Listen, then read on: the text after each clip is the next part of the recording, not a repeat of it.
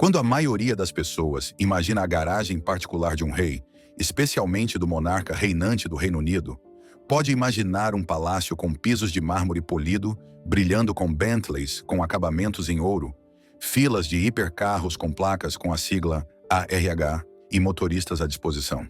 Mas quando a garagem pessoal do Rei Carlos foi finalmente aberta ao público, o que foi revelado não foi excesso, mas surpresa. Uma coleção estranha, íntima e muitas vezes profundamente sentimental de veículos que dizia muito mais sobre o homem por trás da coroa do que a maioria dos discursos públicos jamais poderia. As portas desta garagem não se abriram para um showroom estéril de opulência real. Em vez disso, a coleção no interior parecia um diário vivo escrito em motores, pneus e escolhas discretas. É, em muitos aspectos, um retrato do Rei Carlos não como monarca, mas como pai, filho, ambientalista, agricultor e inovador. Cada veículo revelou um lado do rei que poucos se deram ao trabalho de considerar. Os veículos do Rei Carlos não estão guardados nas garagens majestosas do Palácio de Buckingham ou nos espaços cavernosos do Castelo de Windsor. Em vez disso, eles estão alojados principalmente na Highgrove House, sua residência particular em Gloucestershire. Ao contrário das residências reais mais opulentas, Highgrove é conhecida por sua dedicação à privacidade, sustentabilidade e preservação natural. Valores que o Rei Carlos defende há décadas. É também aqui, escondidos em um celeiro reformado, que seus tesouros automotivos mais pessoais estão guardados. Do lado de fora, a garagem parece um celeiro antigo no campo, com paredes de pedra cobertas de era e portas de madeira que não revelam nada do mundo interior. Mas ao passar por elas, o espaço se abre para um museu de veículos estranho, mas fascinante. Clássicos britânicos, veículos utilitários, modelos elétricos e algumas anomalias realmente intrigantes.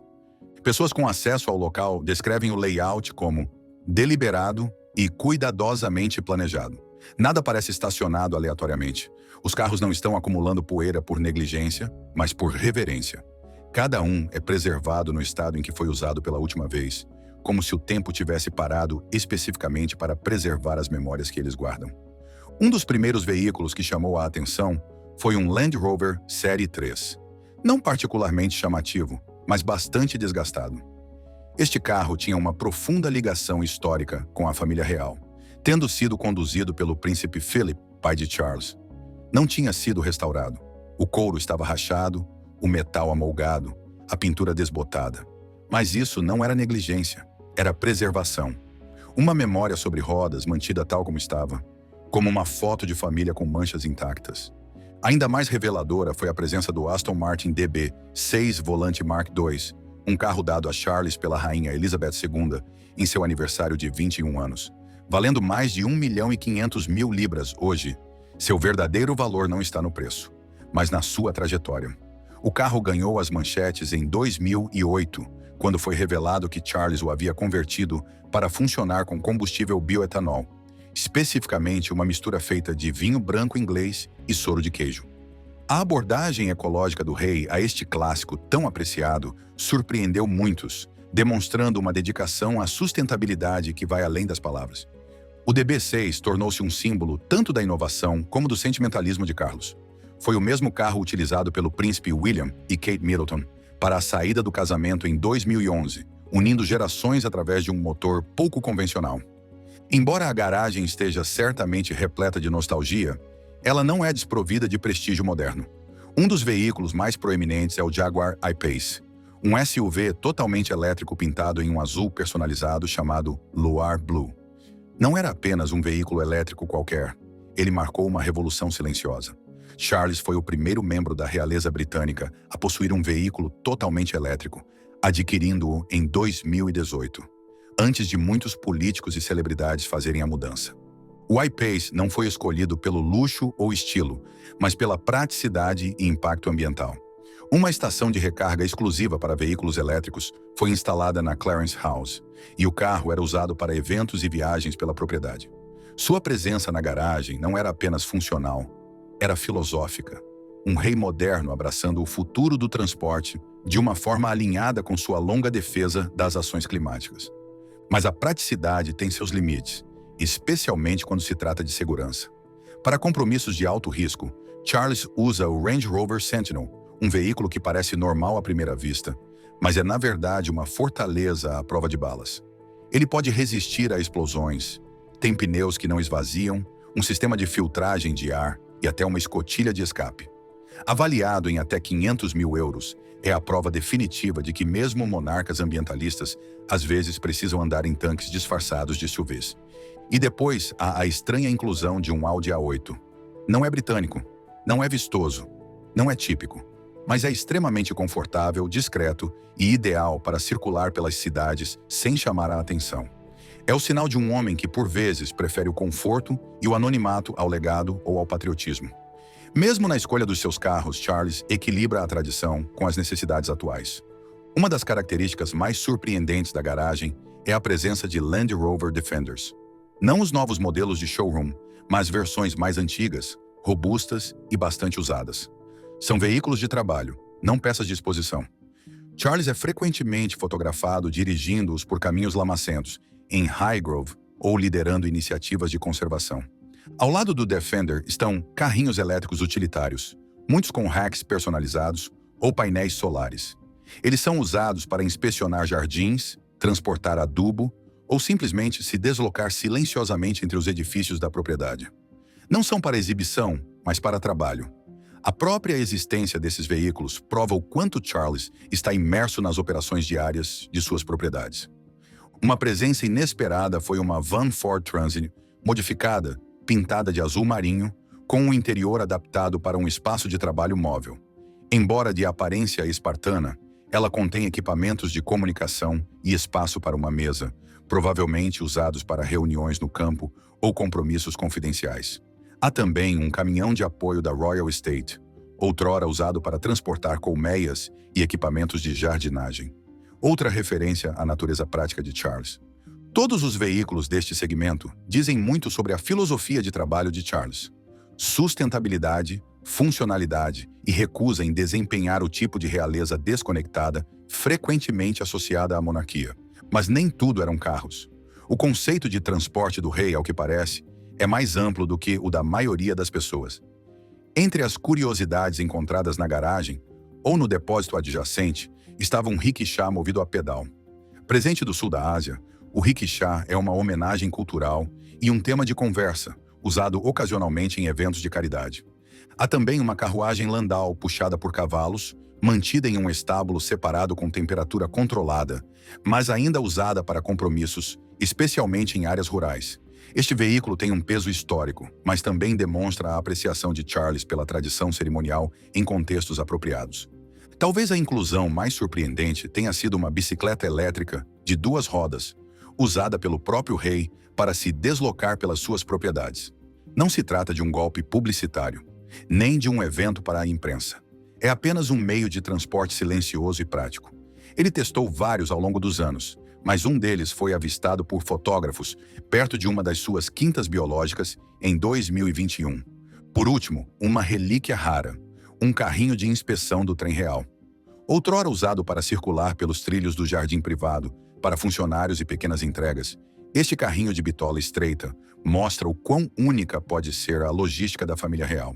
Esses veículos não motorizados ampliam a definição de mobilidade no mundo do rei, servindo à cultura, ao conforto e ao envolvimento pessoal.